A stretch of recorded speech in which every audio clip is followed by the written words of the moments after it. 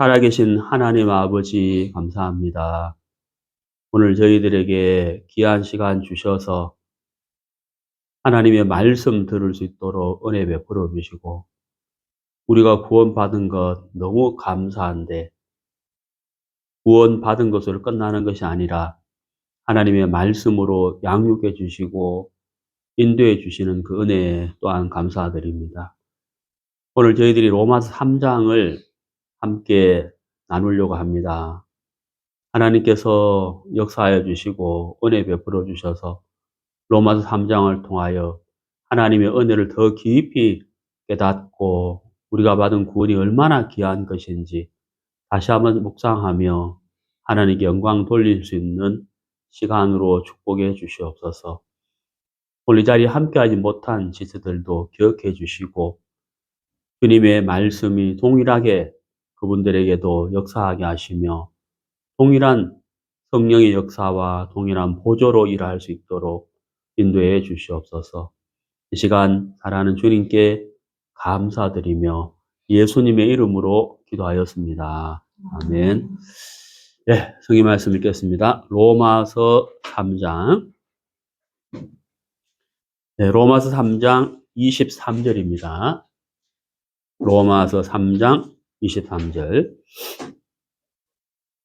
모든 사람이 죄를 범하였음에 하나님의 영광에 이르지 못하더니 그리스도 예수 안에 있는 구속으로 말미암아 하나님의 은혜로 값없이 의롭다 하심을 얻은 자 되었느니라.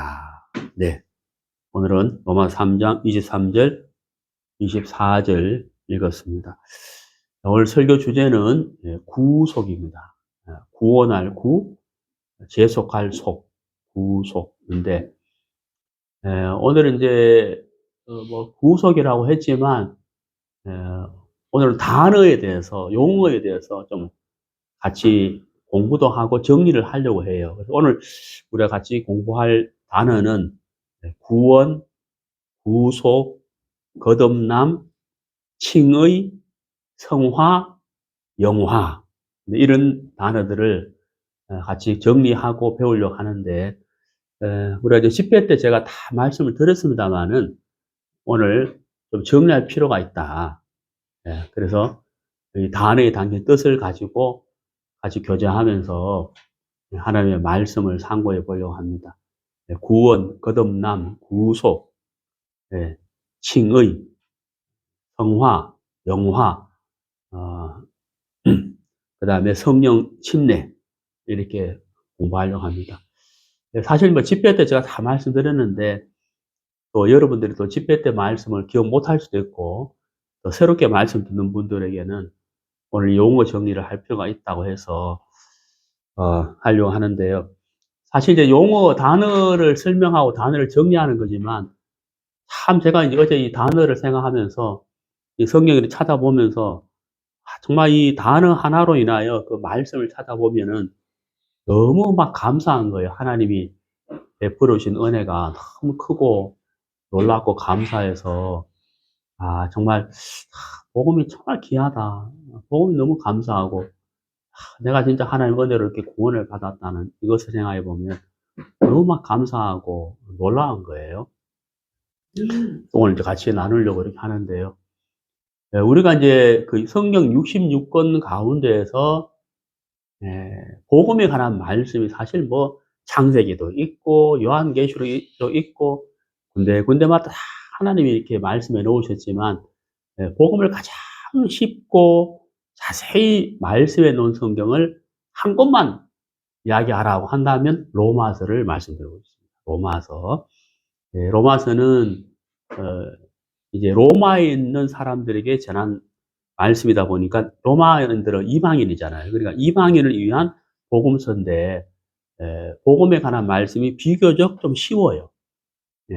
그래서 누구든지 마음을 낮추고 로마서를 한 번 읽고 두 번 읽고 세 번 읽고 네 번 읽다 보면 구원받을 수 있어요. 로마서를 통해서. 그리고 이 로마서를 통해서 구원받는 사람이 사실 많습니다. 여러분 아시는 마르틴 루터, 어거스틴, 요한 웨슬레 이런 귀한 전도자들이 다 로마서를 읽다가 구원을 받아요. 로마서는 그만큼 이 복음을 잘 풀어놓은 성경이다. 그래서 누구든지 하나님 앞에서 마음을 낮추고 이 로마서를 쭉 읽다 보면 구원받을 수 있도록 하나님 그렇게 쓰셨어요. 그리고 이제 그 인들을 대상으로 쓴, 유대인들을 대상으로 쓴 이 복음서가 히브리서거든요.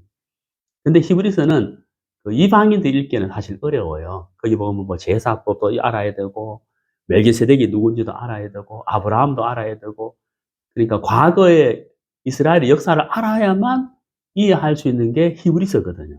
그러니까 성경을 모르는 그 이방인들이 히브리서를 읽으면서 구원받기는 조금 어렵지 않는가. 왜냐하면 좀 어려워요.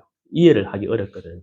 우리가 이제 아침 8시마다 히브리서 공부를 하고 있습니다만은, 그 히브리서 공부하면 좋은 게 뭐냐면, 구약에 나타나는 인물들과 제사법도 알아야만 히브리서를 알 수 있기 때문에, 우리 아침마다 이제 8시에 히브리서 공부하고 있는데, 참 좋은 시간이다. 히브리서를 공부하면 복음도 알 수 있고, 공부도 할 수 있고, 구약도 공부할 수 있으니까 히브리서가 참 좋은 것 같습니다. 아무튼 이 로마서는 참 복음의 진수라고 할 수 있는데, 이 로마서가 복음의 진수인데, 로마서 중에서도 복음의 진수를 이야기하라, 복음의 핵심을 이야기하라 한다면 방금 제가 읽은 로마서 3장 24절, 25절이에요. 이 짧은 구절 속에 구원, 구속, 칭의, 화목, 이 세 가지가 다 들어가 있어요. 다 들어가 있어요. 그래서 제가 오늘 본문을 23절과 24절로 정했거든요. 그래서 23절 다시 보겠습니다. 모든 사람이 죄를 범하였음에, 이건 뭐 누구나 다 이해할 수 있는 말씀인데, 사도 바울이 로마서에서 복음을 쭉 이제 기록을 했는데, 먼저 1장과 2장에서는 죄에 대해서 말씀을 하셨어요. 우리가 복음을 깨달으려면 죄를 먼저 알아야 되거든. 내가 죄인임을 알아야 돼요. 죄인임을 모르고서는 결코 복음을 깨달을 수가 없다는 겁니다. 하나님 앞에 내가 죄인임을 알아야 되기 때문에 회개가 되거든요. 그러니까 죄인임을 알고 회개가 일어나서 복음을 들었을 때 마음으로 믿어 구원을 받고 의에 이르게 된다는 거죠. 그래서 죄인임을 알아야 되기 때문에 로마서 1장과 2장과 3장 전반부에는 유대인의 죄와 이방인의 죄에 대해서 사도 바울이 쭉 이렇게 적어놔 기록을 했습니다. 그래서 우리가 로마서 1장과 2장을 읽어보면 정말 참 내가 죄인이구나 하는 사실을 알게 돼요. 내가 생각하는 죄 말고 하나님이 보시는 죄에 대해서 기록을 해놨거든요. 그래서 내 스스로 내가 죄인이다 하는 것도 중요하지만, 사실은 하나님이 보시는, 하나님이 말씀하시는 죄를 깨닫는 게 정말 중요한 거거든요. 우리가 생각하는 죄는 대부분 어떤 죄냐면 도덕적이고 윤리적인 죄예요. 그거는 성경 아니라도 깨닫거든요. 그거 아니라 하나님의 관점으로, 하나님의 눈으로 보시는 죄, 그게 이제 성경에서 말씀하시거든요. 그 죄를 깨달아야 돼요. 그래서 로마서 1장과 2장에서 말씀하고 있고, 그 죄에 관한 말씀을 통해서 마치 우리가 거울 앞에 섰을 때 내 용모를 보는 것처럼 내가 죄인인 것을 알고, 그 다음에 우리 마음에 알게 되면 우리 마음에서 회개가 일어나게 돼요. 회개. 마음을 하나님에게로 돌이키게 되는 거죠. 하나님을 떠나 있는 나를 발견하고 하나님에게로 마음의 방향을 돌이키는 것, 그게 회개인데, 회개하고 나서 복음을 들어야 돼요. 회개하고 복음을 믿으라. 성경이 이렇게 순서가 되어 있잖아요. 그래서 복음을 들어도 구원이 안 되는 사람은 죄를 정확하게 모르기 때문에 복음이 안 믿어지는 거예요.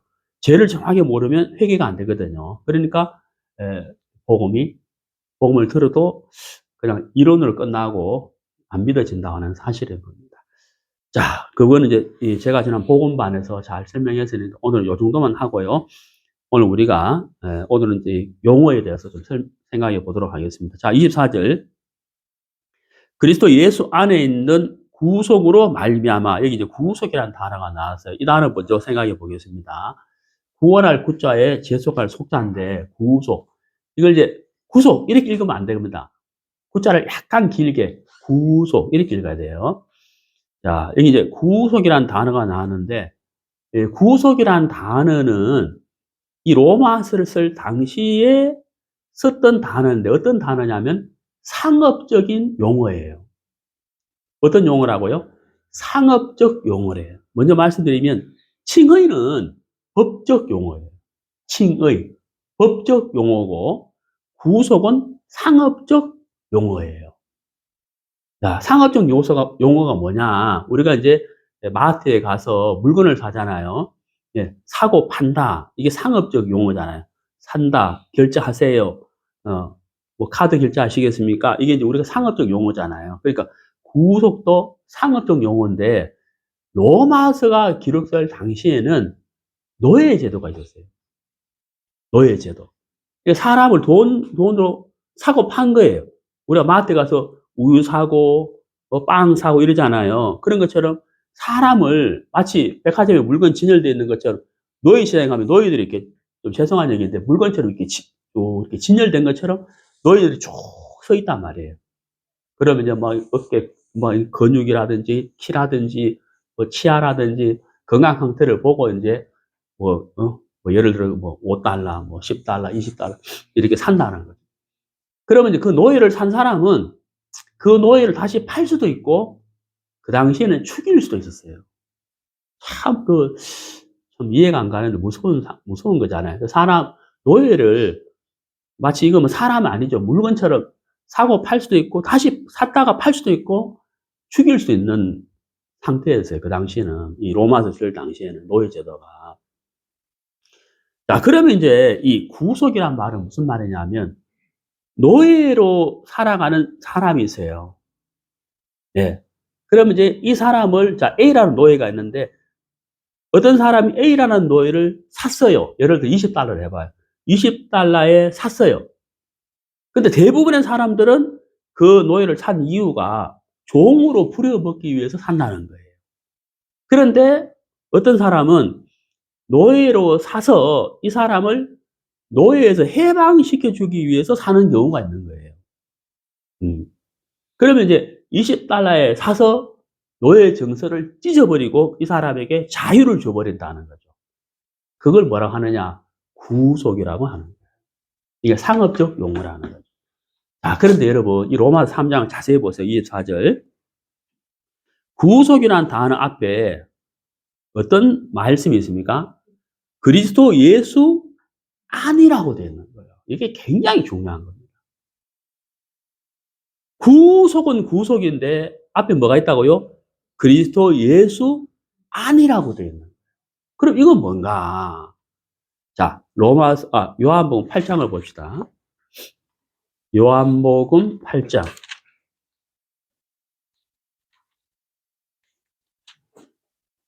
44절. 너희는 너희 아비 마귀에게서 났으니. 자, 거듭나지 아니한, 구원받지 아니한 사람은 누구에게서 났다고요? 마귀에게서 났으니. 그러니까 아담과 하와가 하나님의 말씀에 불순종을 하고 선악을 알게 하는 실과를 먹으면서 죄를 지었고, 그리고 모든 인생은 아담으로 말미암아 죄를 받는 로마서 5장 12절 말씀처럼 아담 한 사람으로 말미암아 죄가 세상에 들어오고 죄로 말미암아 사망이 왔다 그랬잖아요. 모든 사람은 태어날 때 죄와 사망의 저주를 받고 태어나는 거예요. 그럼 그 사람은 누구에게 속한 사람이냐? 하나님에게 속한 사람이 아니고 마귀에게 속한 사람인 거예요. 우리가 구원을 받는다 하는 말은 바로 마귀에게 속한 자가 하나님에게로 속하게 되는 것을 말하는 거거든요. 구원받고 거듭날 때 우리가 하나님에게 속하게 돼요. 하나님의 자녀가 된다는 거예요. 자, 그러면 거듭나지 구원받지 아니한 사람은 마귀에게 속한 사람이고 죄의 종으로 사는 거예요. 이해가시죠? 죄의 종으로 사는 거예요. 그 죄의 종으로, 마귀의 종으로 사는 사람이 복음을 듣고 구원을 받아야 돼요. 거듭나야 돼요. 자, 그러면 마귀에게 속해 있고 죄의 종으로 사는 사람은 자유한 사람이 아니거든요. 아니에요. 예수님이 말씀하셨죠. 진리가 너희를 어떻게 한다? 자유케 하리라. 복음의 말씀을 듣고 구원을 받기 전에는 자유인이 아니에요. 자유롭다고 하지만 자유롭지 않아요. 왜? 죄와 사망의 권세 아래에 있는 사람이에요. 마귀의 권세 아래에 있는 사람이기 때문에 결코 자유로운 사람이 아니다. 감옥에 갇혀 있으면서 감옥 생활하면서 그 안에서 밥도 먹고, 예?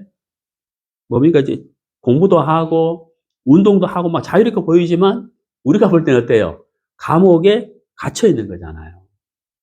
그러니까 구원받지 아니한 사람은 죄와 마귀의 권세 아래에 있는 사람이기 때문에 자유로운 인생이 아니라는 거예요.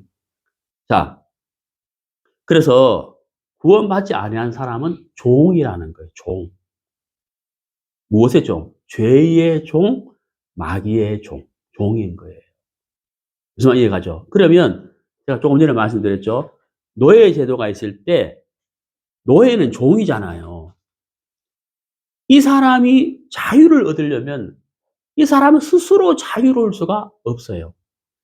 이 노예가 자유를 얻으려면 어떻게 해야 되느냐? 누군가가 이 사람의 몸값을 지불하고 사야 돼요. 이해가시죠? 그리고 노예 정서를 찢어버려야 돼요. 그래야만 그 사람은 뭘 얻어요? 자유를 얻는 거예요. 그러면 오늘 로마서 말씀에서 그리스도 예수 안에 있는 구속 그랬단 말이에요.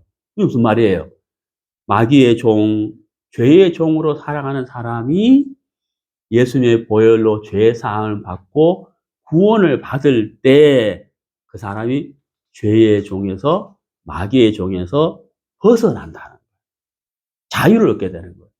그래서 신약 성경 골로새서에 보면 이런 말씀이 있어요. 1장에 그가 우리를 흑암의 권세에서 건져내사 사랑의 아들의 나라로 옮기셨으니 이렇게 되어 있다고. 그게 자유라는 거예요. 진리가 너희를 자유케 하리라. 죄에서 마귀의 종에서 벗어나 버린다. 그게 뭐라고요? 그리스도 예수 안에 있는 구속이라는 거예요. 이 단어 이해가시죠? 로마서 오늘 3장. 그리스도 예수 안에 있는 구속. 그래서 우리가 그리스도 예수 안에 있는 구속으로 말미암아 하나님의 은혜로 값없이 의롭다함을 얻었다. 이 자체가 뭐예요? 우리의 죄값을, 우리의 몸값을 지불했다는 거거든요. 그 몸값을 지불했다는 거예요.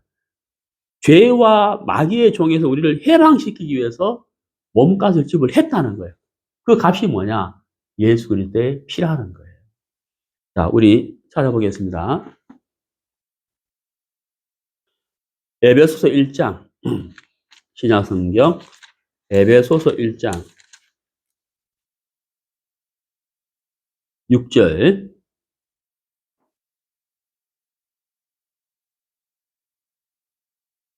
이는 그의 사랑하시는 자 안에서 우리에게 거저 주시는 바 그의 은혜의 영광을 찬미하게 하려는 것이라. 7절 우리가 그리스도 안에서 그의 은혜의 풍성함을 따라 그의 피로 말미암아 여기 이제 무엇으로 말미암아? 그렇죠. 피로 말미암아 이렇게 되어 있습니다. 구속 나왔죠. 구속이라는 단어 나왔어요. 곧 뭘 얻었다고요? 죄사함을 받았으니. 구속은 곧 뭐다? 죄사함이다. 예수님의 피로 말미암아라고 되어 있어요. 그러니까 우리의 몸값은 무엇으로 지불됐다고요? 예수님의 피로서 값이 지불된 거예요. 그러니까 노예가 그냥 자유를 얻을 수 있는 게 아니죠. 노예의 몸값이 지불돼야 되잖아요. 그런 것처럼 우리의 값이 지불됐다는, 우리의 죄값이 지불됐다는 그게 바로 예수 그리스도의 피다. 예수님의 피 흘리심으로 우리를 죄에서 마귀의 종에서 건져내신 바 됐다. 자유를 주셨다 하는 거예요. 그게 바로 그리스도 예수 안에 있는 구속이라는 거죠. 자, 우리 신약성경 베드로전서 보겠습니다. 베드로전서 1장 19절. 오직 흠없고 점없는 어린 양 같은 그리스도의 보배로운 못으로 피로 한 것이니라. 그랬죠. 자, 우리가 구원받고 거듭난 것은 바로 어린 양 대신 예수님의 피로 된 것이다. 예, 피가 값을 지불하겠다는 거예요. 자, 우리 사도행전 또 봅시다. 사도행전 20장. 사도행전 20장. 신약성경 225페이지. 사도행전 20장 28절. 너희는 자기를 위하여 또는 온 양떼를 위하여 삼가라. 성령이 저들 가운데 너희로 감독자를 삼고 하나님이, 그 다음 잘 보세요. 하나님이 자기 피로, 이렇게 되어 있습니다. 자기 피로 사신 뭐라고요? 교회, 그랬죠. 네. 교회는 구원받은 그리스도인들이 모이는 모임이 교회잖아요. 그렇죠. 교회를 무엇으로 샀다고요? 자기 피. 이게 값이라는 거예요, 값. 네. 예수님이 피를 흘리심으로 값을 지불하고 우리를 구속하셨다. 그리스도 예수 안에 있는 구속이잖아요. 교회를 그렇게 사셨다는 거예요. 네. 우리 구원받은 그리스도인이 이렇게 모여있는 게 교회입니다. 건물이 교회가 아니에요. 건물은 그냥 예배를 드리는 장소에 불과한 것이지, 성경에서 하나님이 보시는 교회는 그게 교회가 아니라는 거예요. 예배당이죠. 교회당이고 예배당이지, 교회는 예수의 피로 사신 거듭난 그리스도인들이 모이는 이 모임 자체가 뭐라고요? 교회다고 하는 사실인 거예요. 자, 그래서 구속은 상업적 용어예요. 상업적 용어. 네. 물건을 사고 팔 때 용어. 그래서 구속. 근데 성경에서 말씀하시는 구속은 반드시 뭐다? 그리스도 예수 안에 있는 구속이라는 거예요. 이해가시죠? 우리가 이제 이렇게 구원받았다, 거듭났다, 같은 말입니다. 예수란 단어의 뜻이 뭐예요? 이는 저가 자기 백성을 죄에서 구원할 자라, 건져낼 자라, 이렇게 마태복음 설명하고 있잖아요. 그 예수란 단어 뜻 자체가 뭐라고요? 구원자. 죄에서 건짐을 받는다. 근데 우리 한국에 좀 잘못 알고 있는 분들이 좀 있는데, 그 죄 사함이요, 뭐 원죄를 사함받았다, 과거죄를 사함받았다, 이런 분들이 있는데, 그런 말 성경에 없습니다.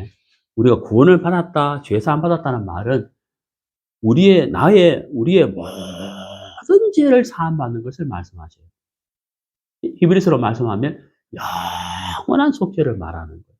그래서 우리가 구원받았다, 거듭났다, 죄사함 받았다, 성령 받았다, 구속 받았다, 다 같은 단어예요. 같은 단어. 이해가시죠? 그 다음에 이제 칭의를 보겠습니다. 칭의. 자, 로마서 오늘 본문 가겠습니다. 로마서 3장 24절. 그리스도 예수 안에 있는 구속으로 말미암아. 자, 여기까지 이해 가셨죠, 이제. 그 다음 보세요. 하나님의 은혜로 값없이 의롭다 하심을 얻은 자 되었느니라. 이게 의롭다 하심을 얻은 자 되었다. 이게 뭐냐면 칭의인데, 야, 우리가 이제 칭의라는 말은 성경에 안 나와요. 근데 왜 자꾸 칭의를 이야기하냐? 이게 신학적 용어거든요. 신학적 용어다 보니까 신앙생활 하다 보면 우리가 칭의란 단어를 듣게 돼 있어요. 그래서 칭의가 뭐지? 이렇게 생각하실까봐 제가 설명을 드리는 거예요. 자, 칭의는 신학적 용어인데 성경에는 단어는 안 나와요. 하나님이 우리를 의롭다고 하셨다는 것을 신학적 용어로 뭐라고 한다고요? 칭의라고 하는 거예요. 그런데 이 칭의는요, 구속은 상업적 용어인데 칭의는 법적 용어예요. 자, 법적 용어. 법원에 안 가보셨죠? 저도 안 가봤어요. TV로 봤는데, 이 법정에 보면, TV로, 이 법정을 보면 가운데 누가 앉아있어요? 재판관, 판사가 앉아있잖아요. 그렇죠? 그 다음에, 변호사, 검사, 이렇게 앉아있다고요. 검사는 가운데 서 있는 죄인에 대해서 죄에 대한 형량을 이렇게, 뭐라고 하죠? 뭐 때린다 해야 되나? 뭐 징역 10년이다, 뭐 6개월이다, 뭐 이렇게 그 죄인의 죄를 쭉 이렇게 하면서 증거를 대면서 이제 징역 10년은 돼야 될 것 같습니다. 뭐 이랬겠죠. 제가 뭐 그렇게 가보진 않아서 잘 모르겠는데 그런 것 같더라고요. 그 변호사는 뭐예요? 죄인을 변호하는 거잖아요. 그렇지만 하면서 이제 이 죄인이 정말 그 상황에서 어쩔 수 없이 뭐 정신적인 어떤 장애가 있었고 뭐 이러면서 이제 형량을 낮추려고 하잖아요. 아니면 무죄로 하려고. 이게 이제 변호사라는. 판사는 가운데서 이제 검사의 말도 듣고 변호사의 말도 듣고 서류도 보고 증거도 보고 해서 최종 판결을 내리는 게 이제 판사죠. 자, 그러면 이제 보세요. 여기 이제 값없이 의롭다 하심을 얻은 자 되었다. 이게 뭐냐면 이제 칭의인데 이게 뭐냐면요. 하나님의 최종 판결이에요. 하나님은 재판관이잖아요. 하나님은 재판관이신데 하나님이 재판관으로서 최종 판결을 내린 거예요. 땅. 최종 판결을 내린 게 뭐냐면 너는 의로워 하고 판결을 내린 거거든요. 자, 하나님이 우리를 의롭다고 최종 판결을 내릴 수 있었던 이유가 뭐냐면 그 앞에 뭐가 있었기 때문에 구속이 있었기 때문인 거예요.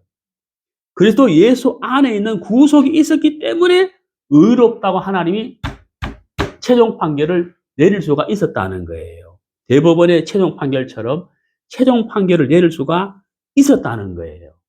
땅. 이게 최종 판결이에요. 너 의로워. 왜? 값이 지불됐기 때문에. 죄의 값이 지불됐기 때문에. 죄의 종에서, 마귀의 종에서 벗어날 수 있는 값을 예수님의 피로 충분히 지불됐기 때문에 의롭다 하고 최종 판결을 내린 거라는 거죠. 자, 우리 요한 1서 봅시다. 요한 1서 2장. 신약성경 저 뒤쪽에 요한 1서 390페이지 2장 1절. 나의 자녀들아 내가 이것을 너에게 쓰면 너희로 죄를 범치 않게 하려 함이라. 만일 누가 죄를 범하면 아버지 앞에서 우리에게 대언자가 있어요. 자, 여러분 그 대언자 믿을 거 보세요. 곧 의로우신 예수 그리스도시라. 자, 여러분 누가 죄를 범하면 이렇게 돼 있잖아요. 만약에 그 다음에 대언자가 없으면 어떻게 될 것이냐 하는 거예요. 제가 이 말씀을 준비하면서 이 대언자가 영어로 뭐라고 되어 있을까 하고 찾아봤거든요. 킹 제임스 버전. 제가 발음이 안 좋은데 그 알파벳으로 말씀드릴게요. ADVOCAT, advocate. 발음을 몇 번 들었는데 하여튼 발음을 잘 못하겠어요. 이 gate가 뭐냐면 ADVOCAT 맞을 거예요. 이게 뭐냐면요. 변호사. 지지자, 변호사 이런 뜻이에요. 변호사를 다른 영어로 하면 law라고 하기도 하잖아. LLWER, law라고 하기도 하는데 ADVOCAT도 하더라고요. advocate. 그러니까 지지자, 변호사 이런 뜻이거든요.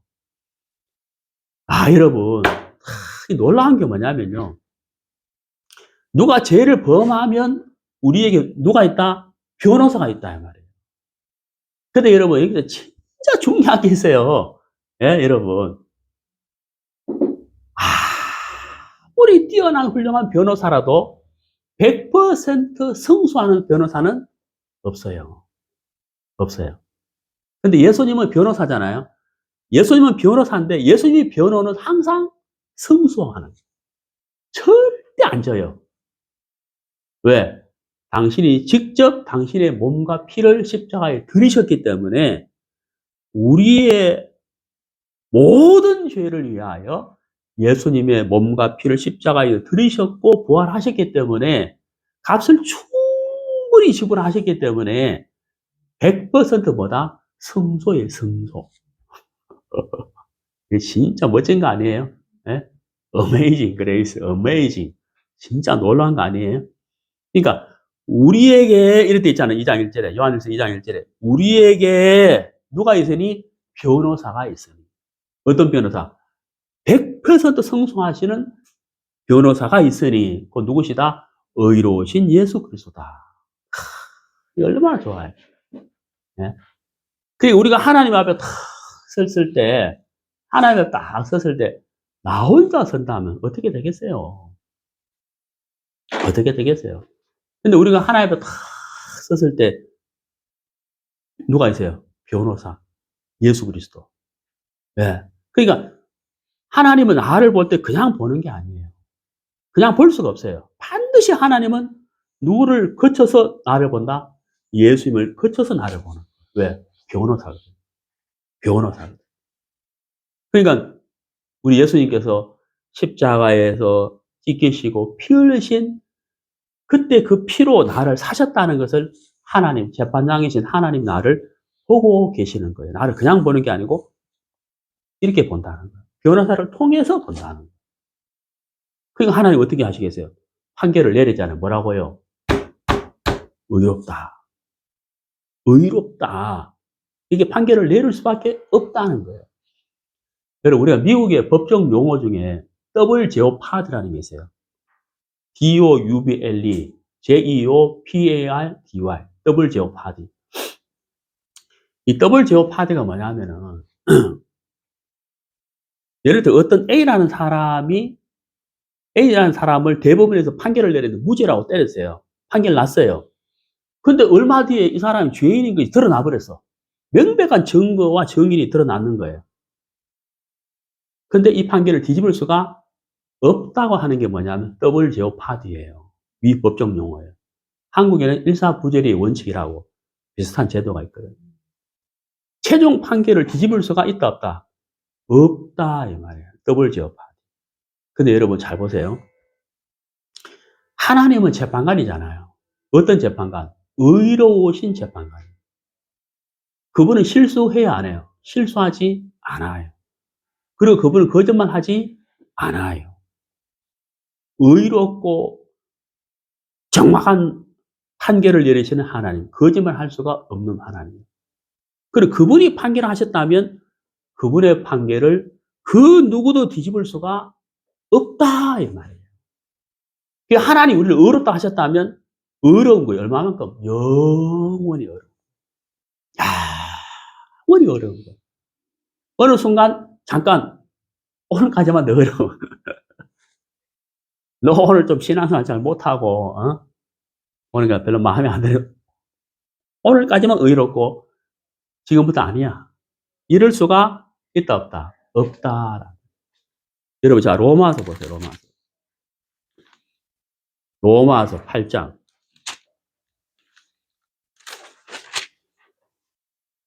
로마서 8장 1절. 그러므로 이제 그리스도 예수 안. 야, 여기 분명히 나와 있는 뭐라고요? 예수 안. 이게 정말 중요합니다. 지금 제가 말씀드리는 구원, 거듭남, 칭의, 구속은 전부 다 예수 안에 있는 사람에게 해당되는 거예요.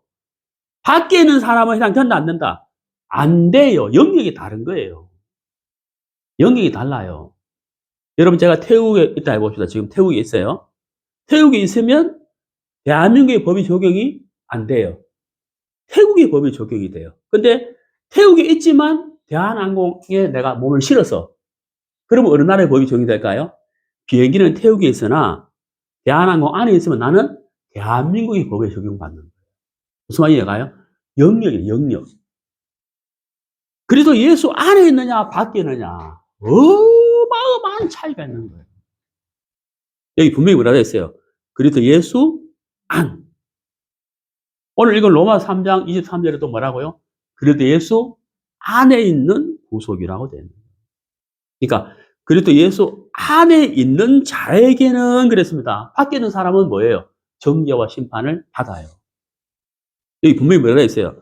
안에 있는 자에게는 그랬어요. 결코 뭐가 없다고요? 정죄함이 없나니. 그 이유는 뭐냐? 2절.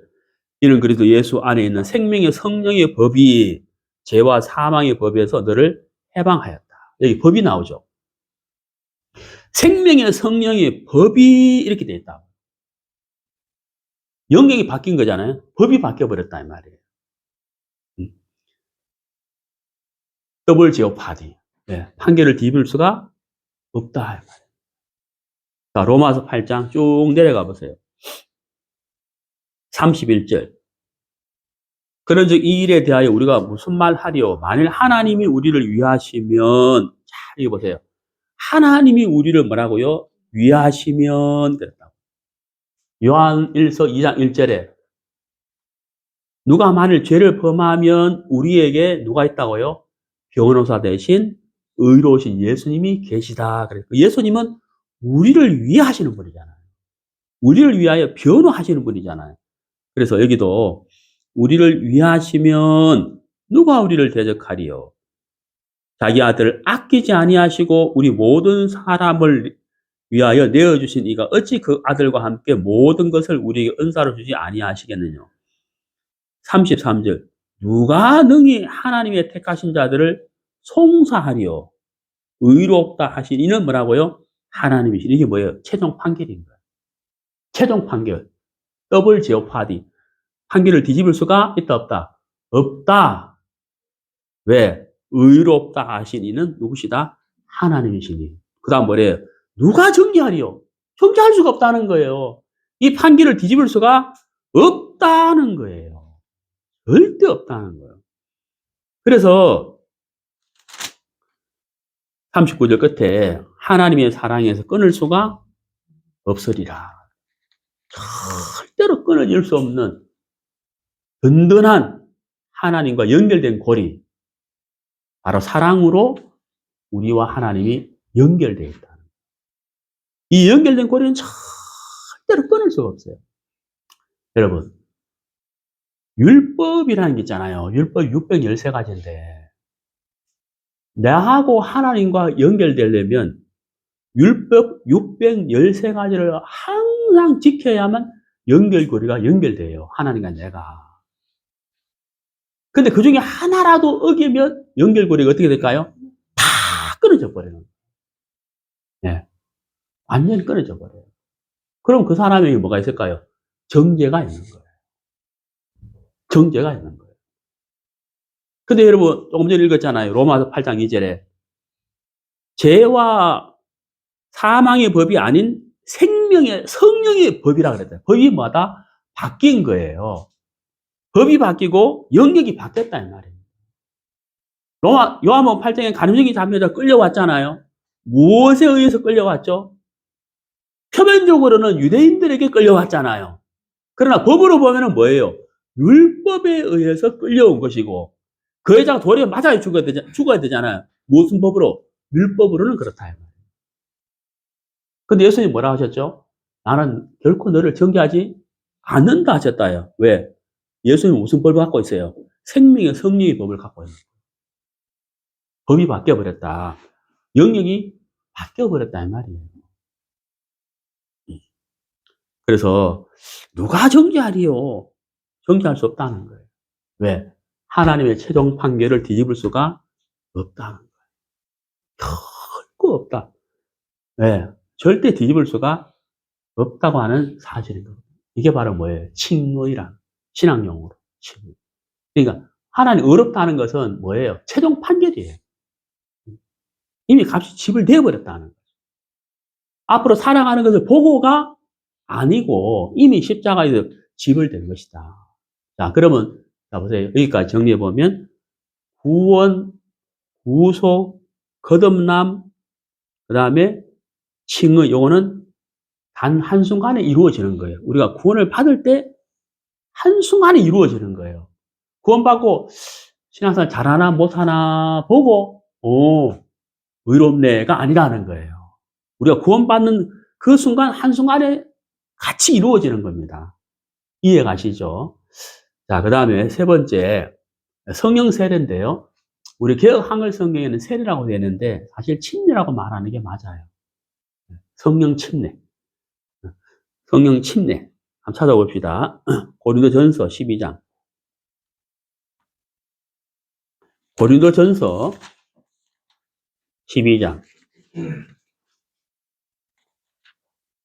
고린도전서 12장 13절.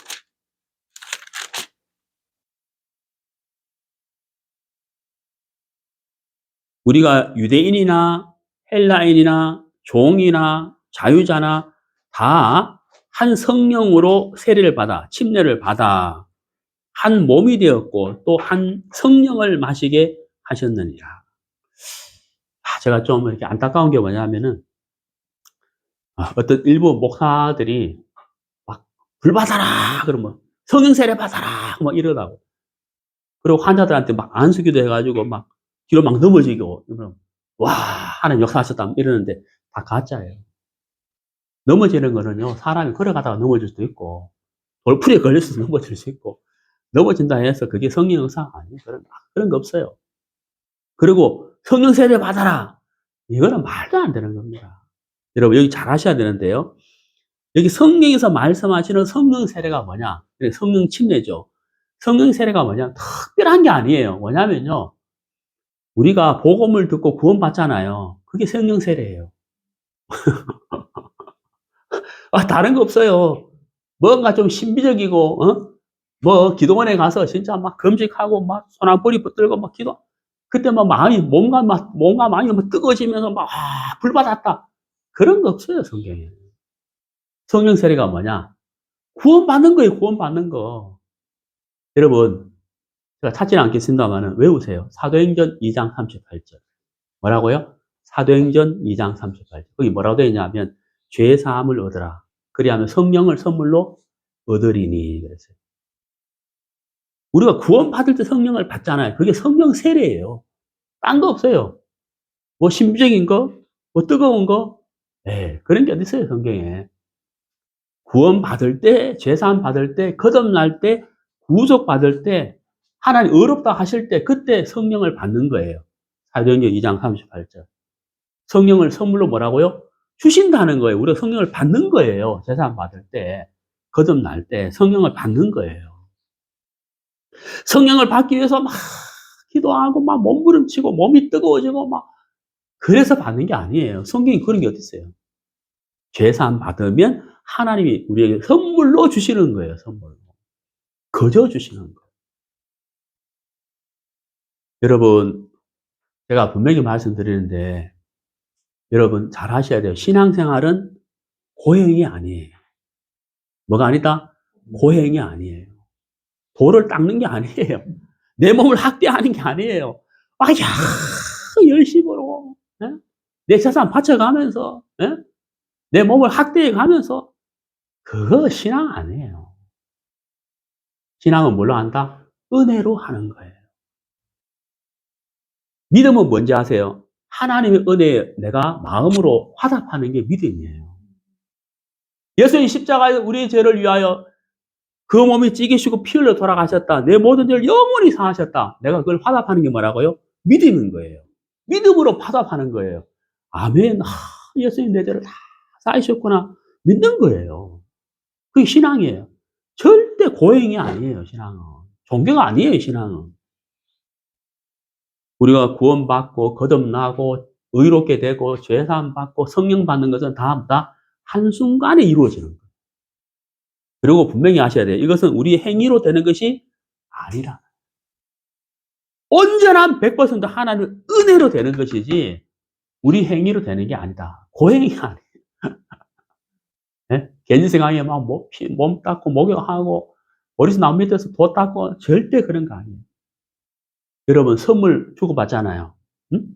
특히 5월달에 행사가 많죠. 뭐 어린이날, 어버이날, 또 뭐 스승의 날, 또 뭐 부부의 날이 5월달인가? 맞나? 헷갈리네. 뭐 하여튼 뭐 부부의 날, 뭐 하여튼 막 행사 많아요. 또 생일, 뭐 부모님 생신, 뭐 애 생일, 뭐 선물 주잖아요. 선물은 뭐예요? 그저 받는 거거든요. 네, 자 다시 한번 이야기합니다. 구원받는다. 그리고 예수 안에 있는 구속, 칭의, 의롭게 된다. 성령 세례 받는다. 거듭난다. 제사함 받는다. 다 동시에 일어나는 거예요. 동시에 복음을 두고 믿을 때 한순간에 동시에 이루어지는 겁니다. 아셨죠? 구원받고 6개월 뒤에 성령 받는다. 어렵게 된다.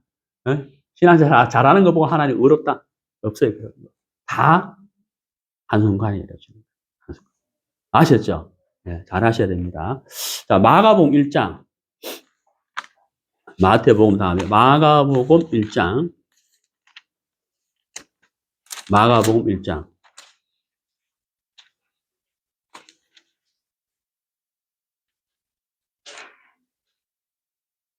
마가복음 1장 8절. 나는 너에게 물로 세례를 주었거니와, 여기서 나는 누굴까요? 요한입니다. 요한. 침례 요한. 나는 너에게 물로 세례를 주었거니와, 그는 누구예요? 예수님. 그는 무엇으로? 성령으로 너에게 세례를 주신다. 이걸 또 잘못 알아가지고, 와, 성령 세례 받아야 돼. 성령 세례 받아야 돼. 불 받아라. 성령 세례 받아라. 다 가짜예요. 성령 세례는 뭐다? 구원받을 때, 구원받는 게 성령 침례예요. 성경은 그렇게 말씀하고 있는 거예요. 성령 침례. 구원받을 때 성령을 받았잖아요. 그게 성령 침례예요. 그러면 교회에서 침례 받는 거는 뭐냐? 그거는 뭐냐면요. 구원을 받은 그리스도인이 나는 이제 예수 그리스도와 함께 십자가에 함께 죽었습니다. 이제 내가 사는 것은 예수님을 믿는 믿음으로 사는 겁니다 하고 옛 사람이 죽었다는 장례식을 하는 것을 물에 들어갔다가 나오는 걸 침례라고 해요. 그것은요, 안 받아도 천국 가는 데는 아무 지장 없어요. 그러나 성령 침례 안 받으면 어디 갈까요? 지옥 가는 거예요. 왜? 구원받은 자가 아니기 때문에. 이해가시죠? 이 혼돈스러워 하면 안 돼요. 혼돈하면 안 돼요. 성령 침례는 뭐다? 구원받을 때 받는 거예요. 성령을 받는 걸 성령 침례라고 그러고, 우리가 교회에서 침례 받는다는 것은 뭐예요? 구원받은 다음에 내가 내 옛사람이 죽었습니다 하고 장례를 치르는 거예요. 물에 완전히 잠겼다가 다시 올라오는 거. 그걸 침례라고 하는 거예요. 이해가시죠? 저도 침례 받았어요. 저는 83년 3월 26일 날 구원받았는데 침례는 5월 날 받았어요. 그러니까 그럼 침례 안 받으면 어떻게 되냐? 아무 상관없어요. 네. 처음 갈 수 있어요. 아무 상관없으면 그거는 구원받고 난 다음에 그리스도인으로서 행하는 예식에 불과한 거죠. 네. 침례 받으면 좋죠. 왜? 내가 옛사람이 죽었다는 것을 하나님과 교회 앞에서 선포하는 거니까 받으면 좋은 겁니다. 그러나 안 받았다고 해서 처음 못 가는 건 아니다 하는 것이죠. 자, 그다음 네 번째 성화. 성화에 대해서 좀 말씀드리겠는데요. 이 성화라고 하니까 뭔가 좀 신비적인 어떤 느낌을 받잖아요. 절대 그런 거 아닙니다. 성화는 뭐냐면 신학적인 용어인데 성경에 성화라는 단어는 없지만 왜 제가 말씀드리느냐. 아까 똑같아요. 칭의처럼 신학적 용어이기 때문에 교회 안에 쓰는 단어이기 때문에 제가 설명을 드리는 거예요. 자, 성화라고 해가지고 이게 뭐 신비적인 거 없습니다. 뭐냐? 아주 단순해요. 자, 애가 태어났죠? 애가 태어났습니다. 산모가 아이를 낳았어요. 그럼 산모가 아이를 어떻게 합니까? 죽든지 말든지 던져놓은 산모는 한 명도 없죠? 어떻게 해요? 젖을 먹이잖아요. 다 부모가 젖을 먹이잖아요.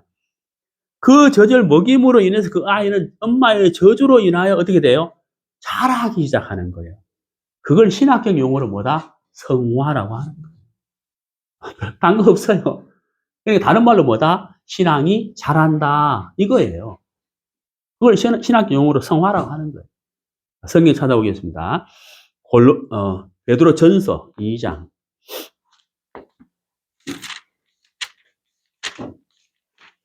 베드로 전서 2장. 신약 성경 379페이지.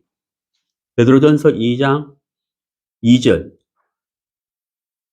갓난 아이들 같이. 자, 누구 같이? 여기 설명했잖아요. 방금 제가 말씀드렸잖아요. 어린아이가 엄마의 젖을 먹음으로 인하여 자라잖아요. 그 육이잖아요, 육. 여기는 영적으로는 뭐라고 되어 있냐. 갓난 아이들처럼 그랬거든요. 갓난 아이가 엄마의 젖을 먹어야만 자라는 것처럼 순전하고 신령한 젖 그랬잖아요. 뭘까요? 하나님의 말씀. 하나님의 말씀을 사모하라. 누구처럼? 갓난아이들처럼. 왜? 갓난아이가 어머니의 젖을 먹지 아니하면 자랄 수 없는 것처럼 우리가 하나님의 말씀이 아니면 자랄 수 없다는 거예요. 이로 말미암아 그랬죠. 그러니까 하나님의 말씀으로 말미암아 너희로 구원에 이르도록, 여기 이제 구원이라는 단어가 나왔는데 우리가 보통 말하는 구원받아라 하는 말은 죄에서 건짐을 받아라, 죄사함 받아라, 거듭나야 된다 이런 뜻이고요. 여기서 말씀하시는 구원은 뭐냐면 이 세상이 다 끝나고 내 인생이 다 끝나고 하나님 앞에 섰을 때를 말하는 거예요. 무슨 말인지 이해가시죠? 그 죄사함 받는 구원하고 다른 겁니다. 그러니까 하나님 앞에 서는 그날까지 잘하게 한다는 거예요. 무엇이? 하나님의 말씀이. 이걸 보고 신학적 용어가 뭐라고요? 한마디로 성화라고 하는 거예요. 성화. 신앙이 자라는 거죠. 자, 그러면 여기서 중요한 게 있는데요. 자, 여러분 저를 보세요. 성화는 무엇과 연결되느냐? 예? 성화는 무엇과 연결되느냐 하면 상급과 연결되는 거예요. 뭐가 연결된다? 상급. 우리 구원받은 그리스도인은 심판이 있을까요? 없을까요? 있어요. 네, 있습니다. 없다. 없어요. 없는 거를 보고 있는 거는 뭐냐? 죄에 대한 심판은 없어요. 그러나 그리스도인의 심판을 받습니다. 하나님 앞에서 그리스도인의 심판이 있어요. 그 심판은 뭐에 대한 심판이다? 상급과 행위에 대한 심판이에요. 상급과 행위에, 그러니까 행위에 관한 심판이에요. 그리스도인의, 다른 말로 하면 그리스도인의 삶에 대한 심판이거든요. 그 심판은 뭐냐면 죄의 심판이 아니고 상급. 성경 고린도전서에 보면은 금과 은으로 된 것이 있고 나무와 집으로 된 것이 있다. 그리고 불이 쫙 지나가면 금과 은은 남지만 나무와 집은 다 타버리잖아요. 그런 것처럼 우리가 구원은 받았는데 하나님의 말씀에 젖을 먹고 자라하면 좋은데 구원받은 그것으로 끝이다. 젖을 먹지 않고 자라지 못했다. 마치 기형아처럼 버려진 사생아처럼 자라지 못했다고 한다면 그 사람은 그리스도인의 심판대 앞에 섰을 때 상급이 있다 없다? 없어요. 상급이 없습니다. 분명히 아셔야 돼요. 그 앞에 말한 거, 제가 지금까지 말한 거잖아요. 구원, 구속, 칭의, 거듭난, 제삼, 성령 침례, 이거는 온전한 하나님의 은혜로만 되는 거예요. 그리고 성화는 뭐냐? 상급은 뭐냐? 이것도 하나님의 은혜로 되는 것은 맞아요. 맞는데 우리가 말씀을 듣고 교제하고 기도하고 전도하고 헌금 드리고 하는 모든 것에 대해서는 뭐가 있다? 상급이 있다는 거예요. 그게 그리스도인의 심판인 거예요. 이해가시죠?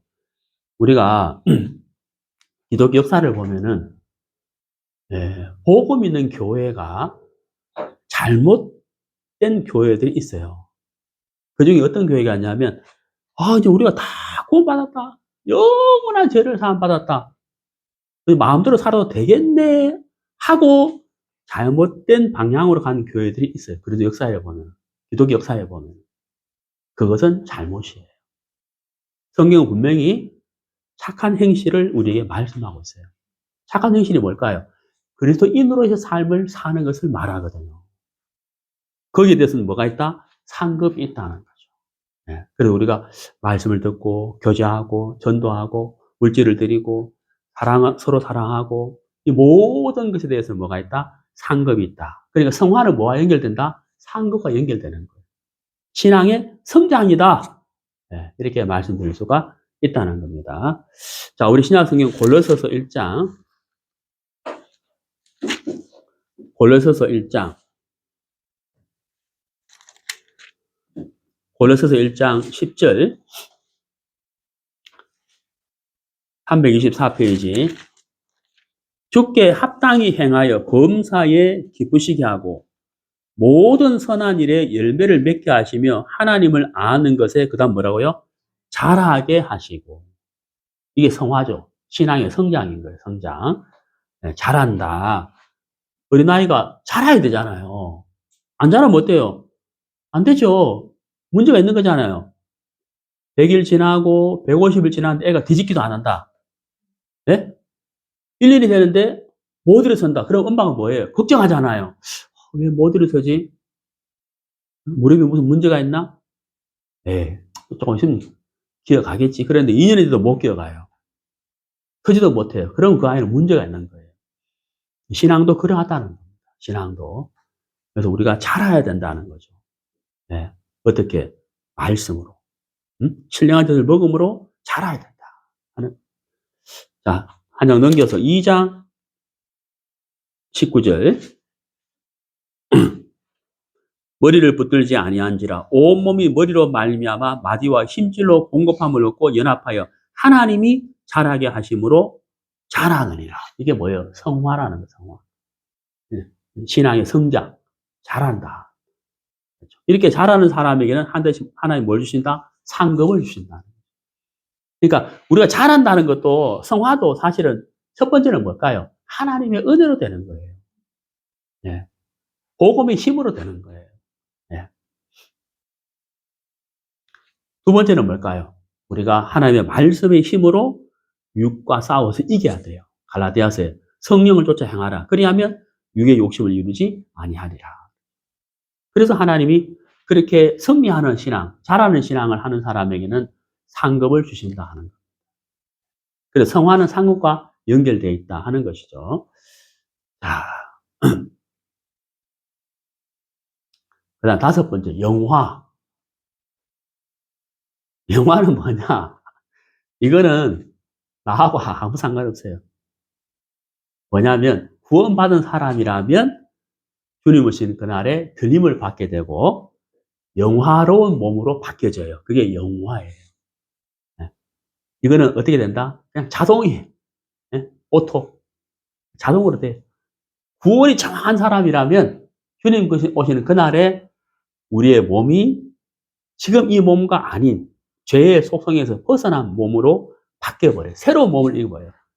그걸 뭐라고 한다고요? 영화라고 하는 거예요. 영화로운 몸을 입고 그 나라에 영원히 살게 되는 거죠. 그 나라에서.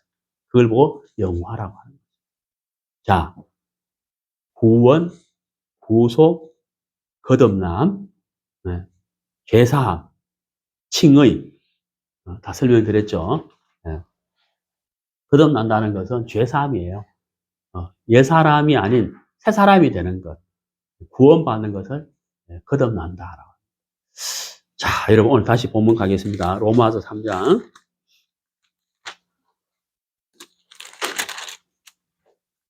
로마서 3장 24절. 그리스도 예수 안에 있는 구속으로 말미암아 하나님의 은혜로 값없이 의롭다 하심을 얻은 자 되었느니라. 될 것이다가 아니죠. 되었느니라. 칭의. 값이 임을 집을 뗐다는 거죠. 더 이상 판결을 뒤집을 수가 없다. 참 놀라운 말씀입니다. 이 로마서 3장 24절. 복음의 진수의 진수. 복음의 진수. 정말 이 구절, 놀라운 하나님의 말씀. 복음의 진수예요. 이 한 구절만 정확하게 알면 누구든지 구원받는 거예요.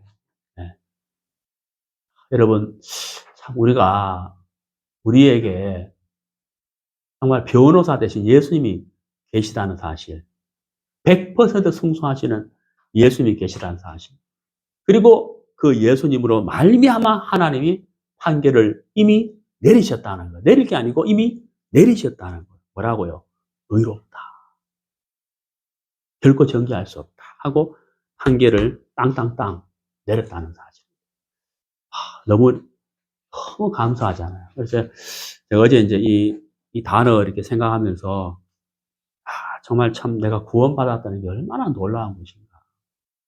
복음이 얼마나 귀한 것인가.